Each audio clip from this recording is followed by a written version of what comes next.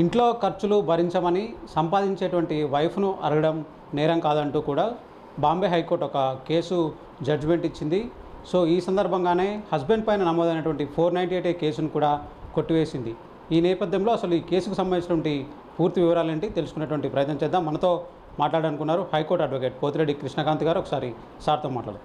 Sir, మనం చూసాం అంటే జనరల్గా సంపాదించినటువంటి భార్య ఇంటి ఖర్చులు భరించమని ఈ కేసు సందర్భంగా కోర్టు వ్యాఖ్యానించింది. యాక్చువల్గా కేసుకు సంబంధించిన వివరాలు ఏంటి? శ్రవణ్ గారు, ఇవాళ రోజు ఇది మనం చూసుకుంటే ఈ బాంబే హైకోర్టు ఏదైతే ఈ తీర్పు ఇచ్చిందో ఇందులో అంటే భార్యలకు కూడా భర్తతో పాటు ఇంటి సంక్షేమానికి లేకపోతే ఇంటి యొక్క కుటుంబ పోషణకి ఒకవేళ ఆమె జాబ్ చేస్తే ఆ జాబ్ చేస్తున్న శాలరీ పరంగా తన వంతు తను కూడా హెల్ప్ చేయాలి అన్న విధంగా ఈ కోర్టులో ఇవాళ రోజు ఈ తీర్పు రావడం జరిగింది. అలాగని శ్రవణ్ గారు ప్రతి దాన్ని ఇదే కేసుని మనం ఆపాదించి అన్ని కేసులకి ప్రతి దాంట్లో భార్య యొక్క జీతాన్ని అందరూ భర్తలు ఖచ్చితంగా బలవంతంగా తీసుకోవాలని అని అనుకోకూడదు. మళ్ళీ అది చాలా తప్పవుతుంది. Because each case facts are distinct. అంటే ప్రతి కేసు ఫ్యాక్ట్స్ వేరే వేరేగా ఉంటాయి. సో ఒక కేసుని బట్టి ఇంకో కేసుగా ఆపాదించలేము, అన్నిటికీ ఇదే వర్తిస్తుందని కూడా మనం చెప్పలేము. సేయింగ్ దాట్ నేను ఇవాళ రోజు ఈ కేసు గురించి పూర్వపరంలోకి వస్తే, ఒకటి ఇది నాగ్పూర్ బెంచ్లో వృషాలి జోషి గారు ఆనరబుల్ జస్టిస్ ఆవిడ దగ్గరికి కేసు వచ్చింది. అదేంటంటే భర్త మీద, ఆ భర్త యొక్క కుటుంబ సభ్యుల మీద 498A ప్లస్ 504 IPC సెక్షన్లు పెడతాం జరిగింది గృహహింస కింద. సో దాని ప్రకారంగా అదేంటంటే వీళ్ళు నన్ను గృహహింస చేస్తున్నారు, నన్ను బాధలు పెడుతున్నారు. అట్ ద సేమ్ టైం ఆవిడ ఒక గవర్నమెంట్ ఎంప్లాయీ, ఆవిడ జాబ్ చేస్తుంది.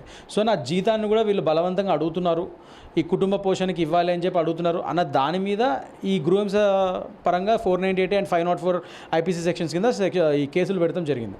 సో దాన్నే ఇవాళ రోజు భర్త అండ్ అతను తరపున కుటుంబ సభ్యులు అది క్వాష్ కోరుతూ బాంబే హైకోర్టుని నాసిక్ బెంచ్ని ఆశ్రయించడం జరిగింది.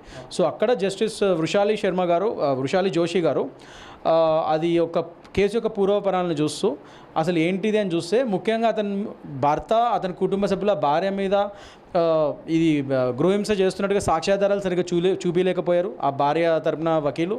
అట్ ద సేమ్ టైం ముఖ్యంగా ఇక్కడ మెయిన్ పాయింట్ ఏంటి, ఆవిడ జాబ్ చేస్తుంది, ఆవిడ యొక్క శాలరీ కూడా షేర్ చేసుకోవాలి కుటుంబ పోషణలో అన్నది మెయిన్ పాయింట్ అక్కడ.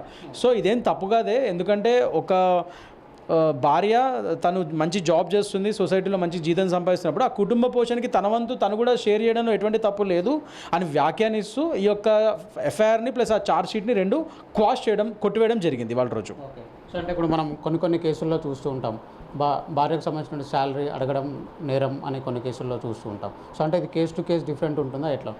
100% శ్రవణ్ గారు, ఈచ్ కేస్ ఇస్ డిఫరెంట్. ఎందుకంటే ఈచ్ కేసు యొక్క ఫ్యాక్ట్స్, దాని యొక్క మెరిట్స్ ఇవన్నీ పరిగణలోకి తీసుకొని దాన్ని బట్టే మనం ఈ జడ్జిమెంట్లు వస్తుంటాయి. సో ఇవాళ రోజు ఈ జడ్జిమెంట్ వచ్చింది కదా అని చెప్పి అన్ని కేసులకు ఇదే మనం ఆపాదించలేం కూడా. ఎందుకంటే అలాగని ఇప్పుడు ప్రతి భర్త ఇప్పుడు భార్యని పట్టుకొని నీ యొక్క జీతం మొత్తం నాకు కావాలి, నాకు నువ్వు ఇవ్వాలని చెప్పి అలా బలవంతంగా ఫోర్స్బిల్లీ తీసుకోవడం కూడా చట్టరీత్యా నేరం. At the end of the day బాధ్యత భార్యాభర్తలు అంటే కుటుంబ పోషణ, కుటుంబ మెయింటెనెన్స్కి ఇద్దరు చెరి సమానంగా ఇచ్చుకోవచ్చు. అంటే భార్య కూడా జాబ్ చేసి షీఈ్ వెల్ ఆఫ్ అనుకుంటే అప్పుడు తను కూడా తన వంతు తన కుటుంబ పోషణకి తన శాలరీలో తన వంతు ఇవ్వచ్చు అన్నదానికి ఇది ఒక తార్కాణం. కానీ ఈ కేసు ప్రెసిడెంట్ తీసుకోవచ్చు, కానీ అన్నిటికీ ఇదే ఆపాదించలేం. ఎందుకంటే ఇప్పుడు చాలా చోట్ల మనం చూస్తే నాకు వచ్చే కేసెస్లోనే భర్తలు వాళ్ళ భార్యలను కొద్దిగా హింసించి నువ్వు తెచ్చిన జీతం మొత్తం ఆమెకు ₹1 కూడా ఇవ్వకుండా మొత్తం జీతం అంతా ఫస్ట్ పడంగా ఆమె జీతం పడంగా అకౌంట్లో డబ్బులంతా ఇతను తీసుకునే విధంగా ఇలా హింసలు పెట్టిన కేసులు కూడా ఉన్నాయి. సో అలాంటి వాటికి ఇది ఆపాదించడం అది వేరే. అలా బలవంతంగా మీ భార్యలని మీరు ఫోర్స్ చేసి వాళ్ళ జీతాలు తీసుకోవడం అనేది తప్పు, మళ్ళీ చట్టరీత్యా నేరం వస్తుంది. అది గృహహింస కింద కూడా అప్పుడు అది వర్తిస్తుంది. ఈ పర్టికులర్ కేసులో ఈ భార్య గృహహింస చేసినట్టు భార్య కానీ భర్త కానీ అతని యొక్క కుటుంబ సభ్యులు కానీ ఆ సాక్ష్యాధారాలు చూపించలేకపోయింది.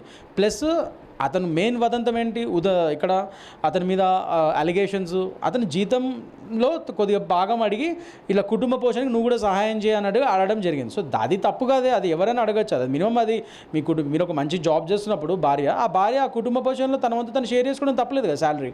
సో అలా ఇందులో తప్పలేదు కదా, ఇందులో బాధ్యత ఉంటుంది కదా అని హానరబుల్ జస్టిస్ వృషాలి జోషి గారు చెప్పడం జరిగింది. దాని పరంగా ఇవాళ రోజు ఆ భర్త మీద అతని కుటుంబ సభ్యుల మీద ఈ 498A అండ్ 504 498A అంటే మనకు తెలుసు ఇది గృహహింస చట్టము, and 504 IPC is nothing but insulting, అంటే అబ్యూజింగ్గా మాట్లాడతాం అవి ఆ సెక్షన్. దానికి ఒక 2-3 years శిక్ష పడే ఛాన్సెస్ ఉంటాయి. సో ఇలాంటి సెక్షన్స్ ఉన్నాయి కాబట్టి వీటిని కొట్టివేస్తూ ఇవాళ రోజు కాస్ట్ చేస్తూ ఆ ఛార్జ్ షీట్ అండ్ ఎఫ్ఐఆర్ని రెండింటిని కొట్టివేయడం జరిగింది. సో ఈ కేసులో అంటే ఈ పర్టికులర్గా ఈ కేసులో జరిగిన దాన్ని బట్టి చూస్తే అంటే ఇంటి అవసరాలకు ఈ ఖర్చు పెట్టడం అంటే డబ్బులు ఖర్చు పెట్టడం అనేది తప్పు కాదంటూ కూడా ఈ కేసుకు సంబంధించినటువంటి ఈ పూర్తి వివరాలు చూసిన తర్వాతనే కోర్టు జడ్జిమెంట్ ఇచ్చిందనేటువంటి విషయాన్ని కృష్ణకాంత్ గారు అయితే చెప్తున్నారు. అయితే ఇదే సూత్రం అన్ని కేసులకు కూడా వర్తించదు, కేసు టు కేసు డిఫరెంట్గా ఉండేటువంటి అవకాశం ఉంటుందనేటువంటి విషయాన్ని కూడా ఆయనైతే చెప్తున్నారు. జర్నలిస్ట్ ఫణితో శ్రవణ్, ఏబిఎన్ ఆంధ్రజ్యోతి, హైదరాబాద్.